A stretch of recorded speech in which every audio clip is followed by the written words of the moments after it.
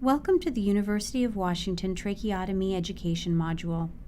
In this video, we will discuss how to clean a tracheotomy tube site and clean the inner cannula of a trach tube. At the end of this module, you will be able to list the reasons for cleaning the trach site and inner cannula, describe how to clean the trach site, describe how to clean the inner cannula, list and name the equipment needed, list the steps of cleaning the trach site.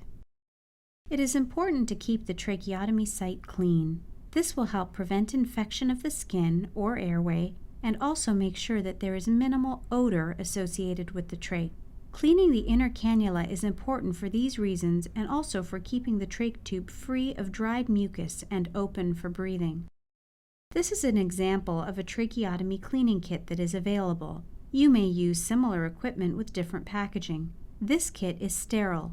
It is important to be very clean when handling the tracheotomy tube and inner cannula, although you don't have to be completely sterile. This kit includes Q-tips and cleaning brushes. It also includes cups for saline and peroxide. It is okay to use other cleaning materials that are not specifically packaged for cleaning a trach tube. They do not have to be sterile, but it is important that they are clean. Start by pouring saline into both cups and adding an equal amount of peroxide into one cup. You should then have 1 cup with saline and 1 cup with a 50-50 mixture of saline and peroxide. Use the Q-tips or cotton tip applicators to clean around the trach appliance and flanges and the cleaning brush to clean out the inner cannula. First, remove the inner cannula. This has been reviewed in the module How to Change the Inner Cannula of a Trach. If the inner cannula has adherent mucus, then place it in the cup to soak in 50-50 saline and peroxide solution for a few minutes.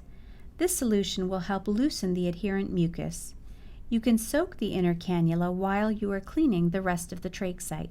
Use the cotton-tipped applicators dipped in either solution to clean around the trach and trach flange. Gently lift or tilt the flange and clean the skin under the trach. Use dry Q-tips to remove all the moisture.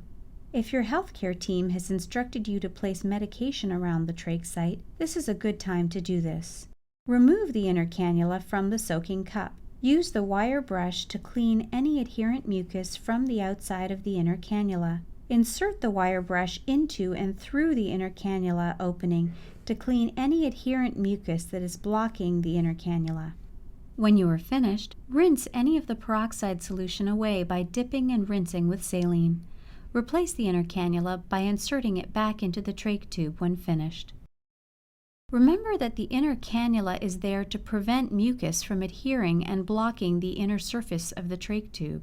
So it is important to keep the inner cannula clean, but also important to replace it into the trach tube as soon as possible, so that the trach tube itself does not get dried mucus or mucus plugs in it. In this module, we discussed how to clean the trach tube site and inner cannula.